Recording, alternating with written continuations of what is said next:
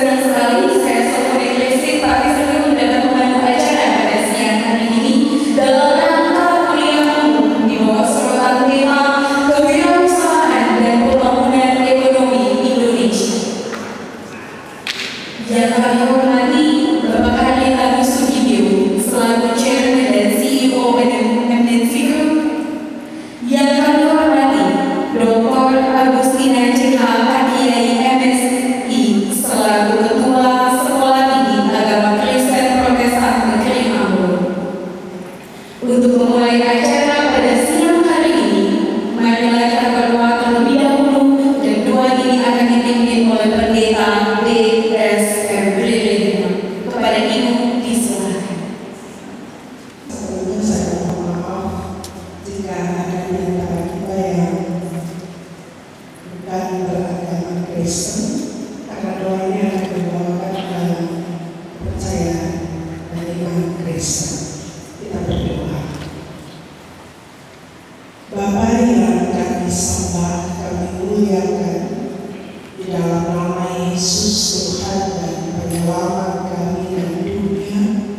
Dengan kepadamu ya Allah, terima kasih untuk perjumpaan yang indah yang Bapak karyakan bagi kami Seritas Akademikas Pakai Ambon dengan pimpinan MNC Keluarga dapat memberikan hal terbaik demi pengembangan dan juga pembangunan ekonomi masyarakat yang Tuhan percayakan kami ada di saat ini. Doa kami juga untuk seluruh sivitas yang berkenan mengikuti pelaksanaan kuliah hari ini. Tuhan berkenan memberkati, Tuhan berkenan menguasai kami, supaya tiap materi yang diberikan pun kami dapat mencernanya dengan baik, dan khusus sebagai para mahasiswa dan penyelamat kami. Untuk seluruh aktivitas kami mohon berkat dari Tuhan. Anugerah Tuhan kami Yesus Kristus, kasih setia Allah Bapa dalam persekutuan dengan Roh Kudus menyertai dan memberkati proses perkuliahan umum ini, seluruh kehidupan kami hari ini selama-lamanya. Amin.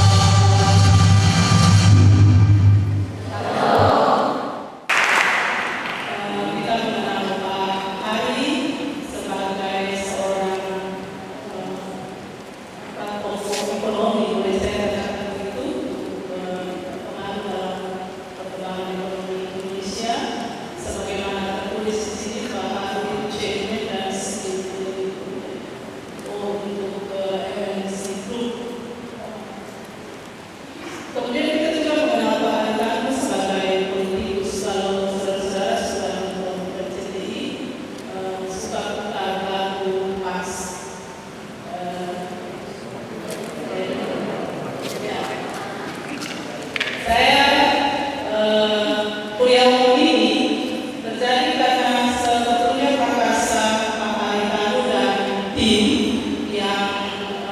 ini untuk bertemu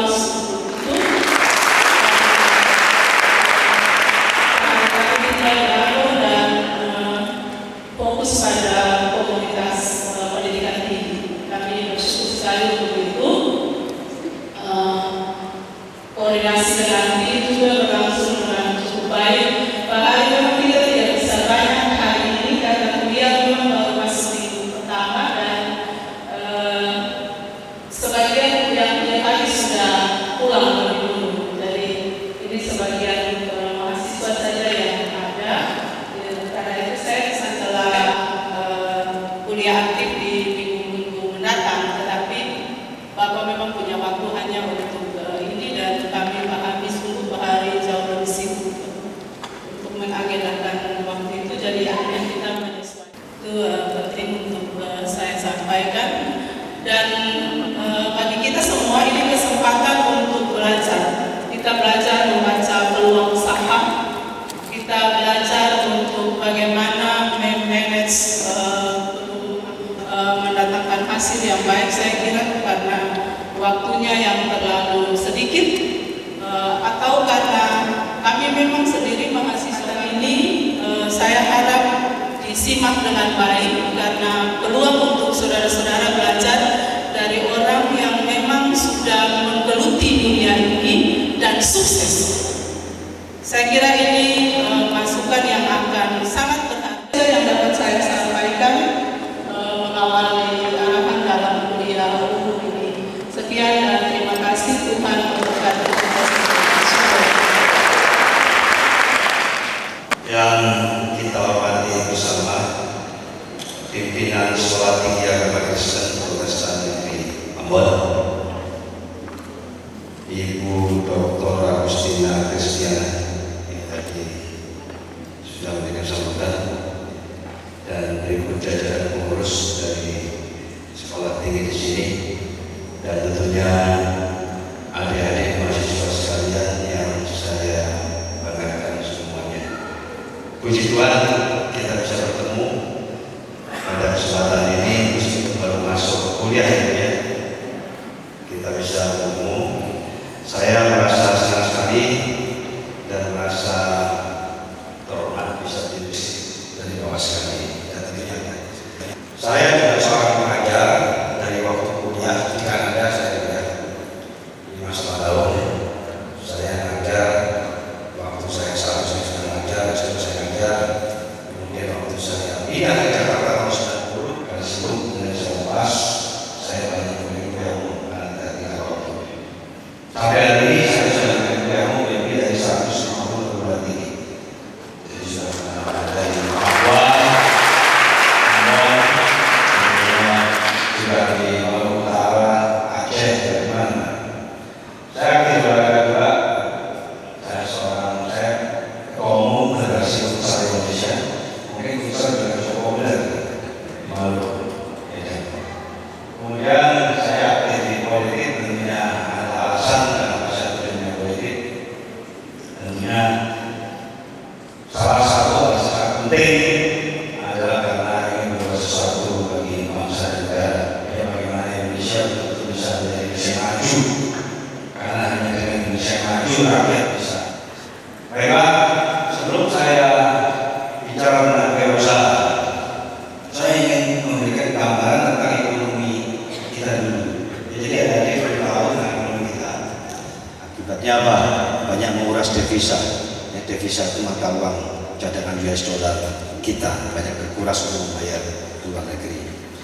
Apalagi jumlah penduduk kita meningkat terus. Indonesia ini negara yang peningkatan jumlah penduduknya salah satu paling besar di dunia. Setiap 2 tahun nambahnya hampir 5 juta jiwa. Jadi artinya apa? Dengan sendirinya kebutuhan energi termasuk migas, minyak itu akan meningkat terus.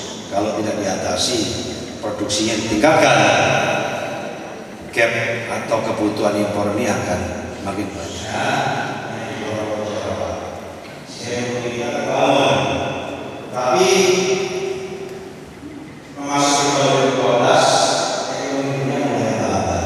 Diharapkan setinggi dulu pertumbuhan ekonominya dari 9 sampai 12%, akhirnya hanya sekitar 6-7%. Terendah sejak 5 tahun yang lalu. Sehingga akan kita turun. Indonesia juga akan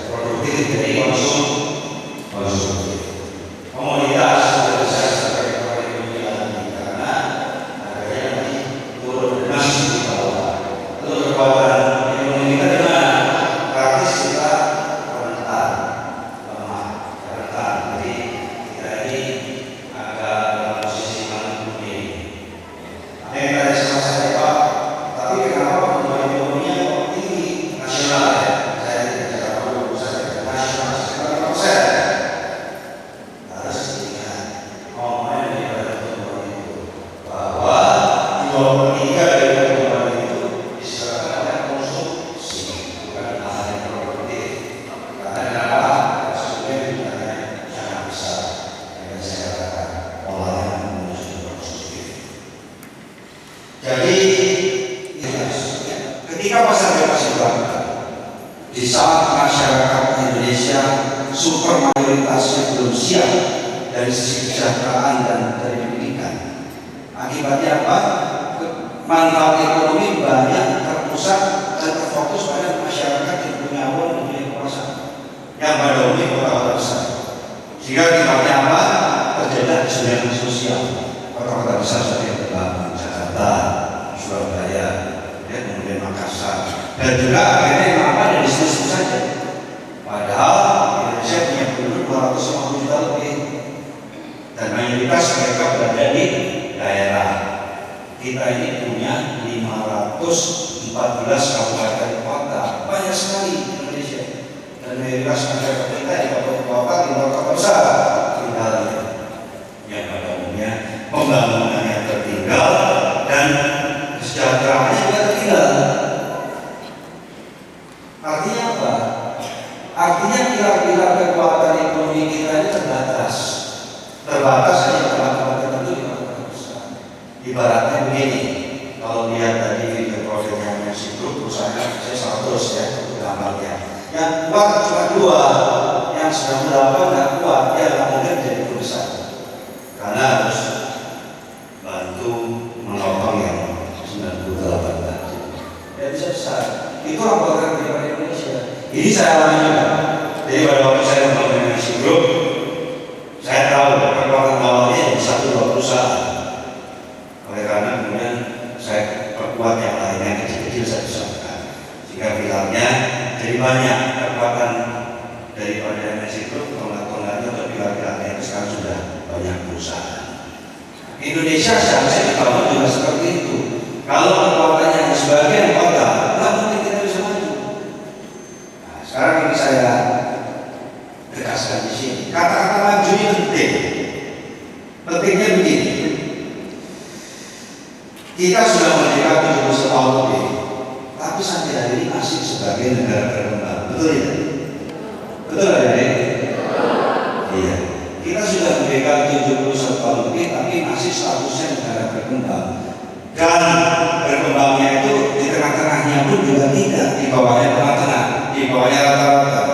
Pada pelari papan untuk hunian yang layak di Jakarta Kesana, di negara maju, misalnya ada rakyatnya atau warga negaranya yang kerja nganggur, itu satu, ya kan?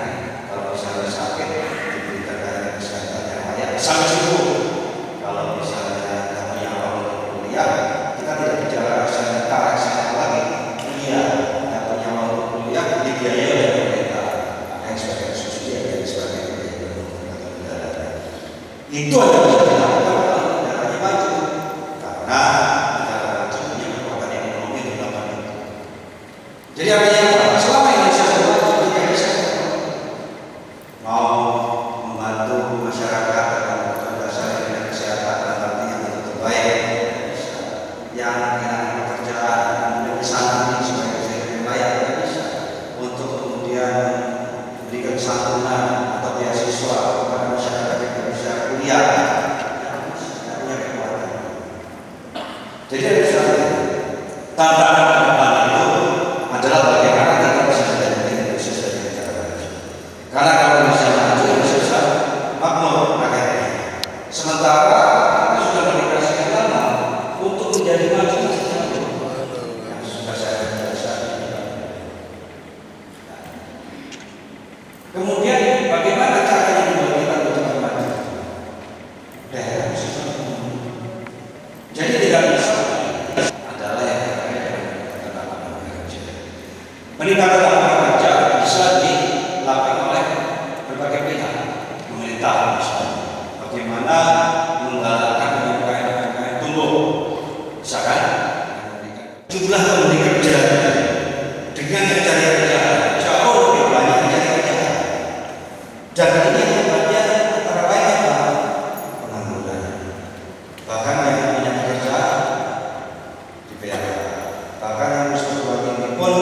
sulit ya.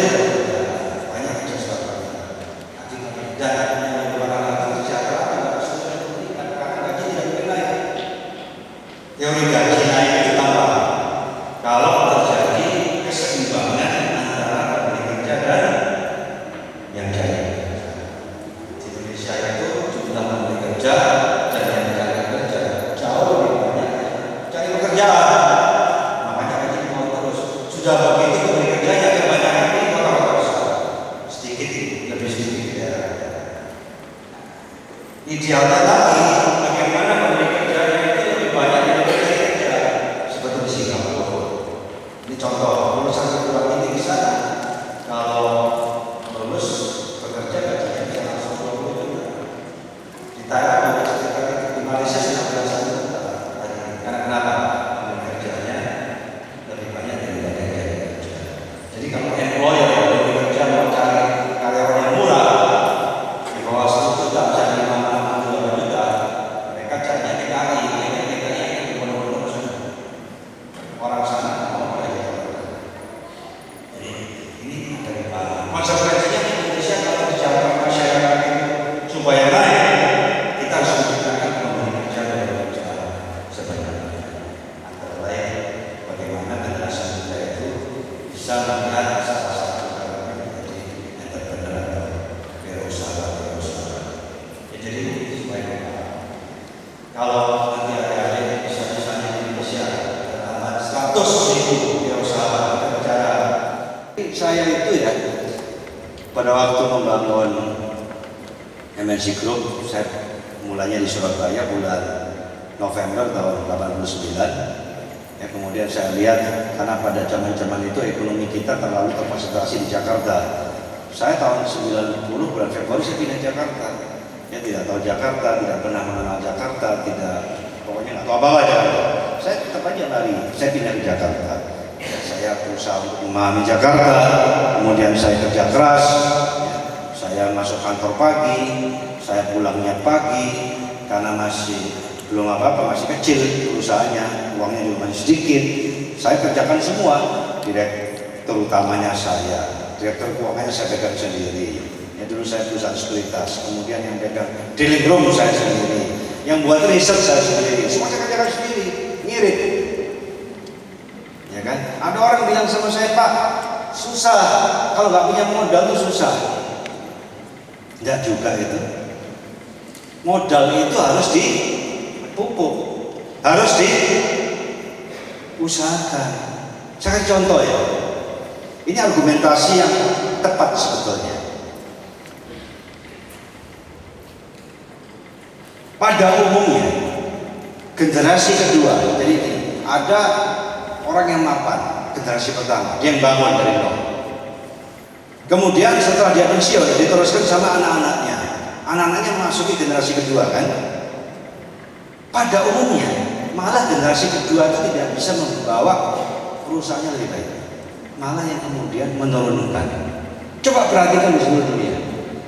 Di seluruh dunia, perusahaan yang hebat, yang akhirnya bisa tumbuhnya sangat luar biasa, itu dikendalikan oleh generasi pertama.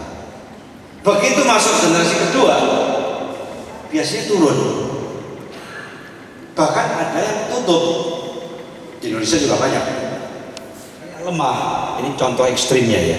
Tapi dikasih modal, dikasih waktu 10 tahun, besar mana setelah 10 tahun? Pada umumnya besaran yang karakternya kuat. Ini ibaratnya seperti yang generasi pertama, generasi kedua tadi. Jadi yang saya lakukan juga seperti itu. Jadi pada waktu saya belum lahir ya, 68 sekarang tahun 2017, berarti 19 tahun yang lalu ya, mungkin baru lahir. Terjadi krisis yang hebat, saya malah optimis karena secara logika bagi saya bahwa apabila terjadi ketidakseimbangan antara supply dan demand, ya karena krisis, supply-nya lebih banyak daripada demand, itu membutuhkan modal sebanyak-banyaknya. Jadi yang saya lakukan, saya jual beli perusahaan, karena perusahaan waktu itu murah-murah. Ya, secara ekonomi saya sudah lumayan mapan waktu saya mulai 90 sampai 98 itu. Saya banyak jual beli perusahaan, saya produksi, akhirnya bagus saya jual. Saya untung besar.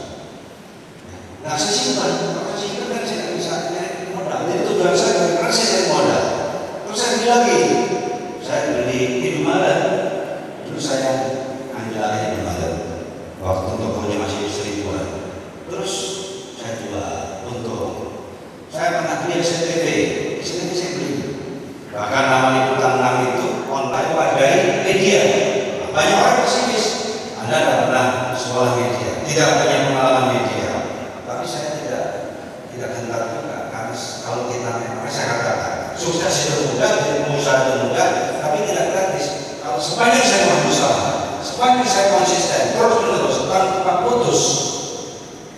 Bagaimana menjalankan televisi, saya belajar bagaimana media di Amerika dikelola, Meksiko, India, di mana saya coba untuk saya bisa mencari model yang cocok apa yang saya lakukan di Indonesia.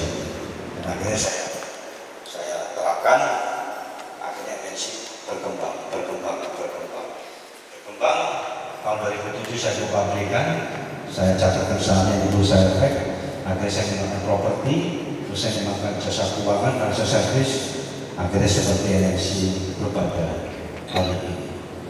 Jadi itu kurang lebih secara garis besar perjalanan daripada MNC itu.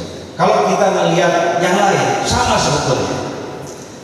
Adik-adik pasti punya akun Facebook, betul ya? Yang punya Facebook siapa? Facebook. Semua kan? Sama Facebook. Pendirinya Mark Zuckerberg tahun 2004. Facebook didirikan oleh Mark Zuckerberg, hebat lagi Pak. Facebook didirikan oleh Mark Zuckerberg, masih kuliah. Dia masih kuliah. Ya kan? Terus dia di Harvard waktu itu. Kemudian dia bantuan banyak, tapi yang bantuan yang memang berdampak. Ingat ya, saya mungkin bawa ini sedikit firman. Jadi di Matius pasal 5 ayat 13 sampai 16 pesannya apa? Bagaimana kita menjadi garam dan terang. Jadi kalau jadi hamba Tuhan yang bisa memberikan terang. Jadi garam, bukan yang hambar. Kalau hambar nggak ada dampaknya, ya kan? Kalau bisa jadi guru agama, tidak guru agama yang bisa memberikan betul-betul yang profesional. Begitu. Kalau bisa jadi konselor, memberikan konseling juga begitu, yang bisa membawa terang. Harus punya visi. Yang kedua, quality. Orang yang punya visi, pelaksanaannya tanpa kualitas, dah jalan-jalan. Kualitas itu apa? Kerja keras. Saya rangkum di situ kualitas. Kualitas itu berarti banyak, tergantung situasinya. Kerja keras sudah mutlak. Terus apa lagi? Disiplin. Ya kan? Coba sekarang kalau misalnya kuliah tanpa rajin, tanpa disiplin, ya kan, tanpa konsistensi, nggak mungkin nilainya bagus. Makanya saya rangkum kualitas itu artinya apa? Disiplin, belajar terus, karena itu tidak pernah habis. Ya, rendah hati, ya, orang rendah hati pasti cenderung untuk membuka diri untuk belajar. Kalau sudah tinggi hati, menutup diri, nggak mau belajar lagi. Padahal ilmu itu terus dibutuhkan. Nah, jadi ini penting. Ya, itu filosofi hidup saya. Terus speed, saya taruh speed di situ. Karena kenapa?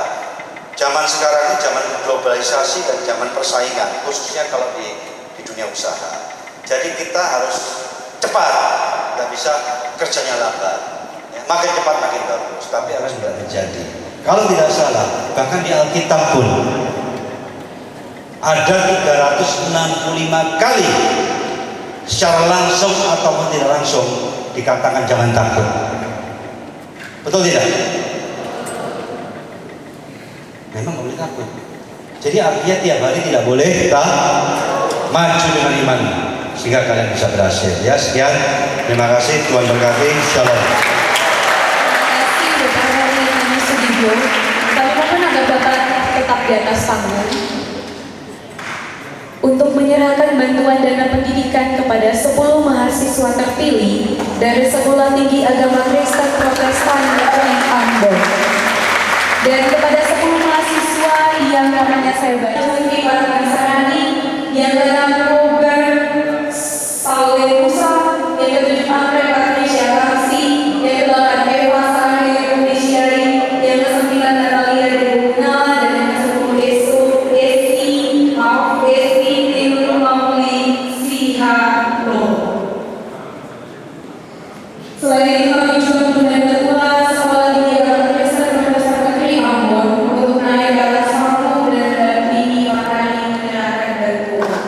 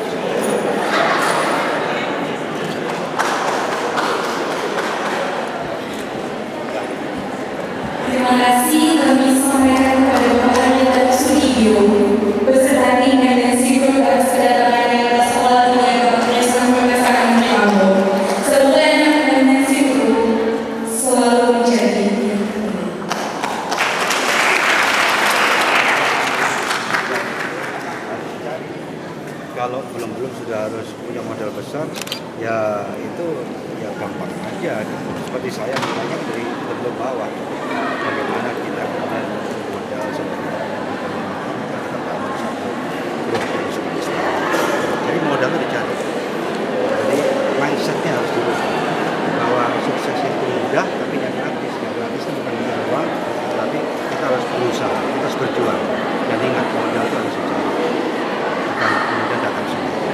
Ya, kalau semua harus mulai dengan modal, ya itu semua orang nggak bisa. Kita kan ingin betul-betul menjadi entrepreneur yang berhasil dari bawah seperti yang saya ya, Terima kasih Pak. ya. Ya. Karena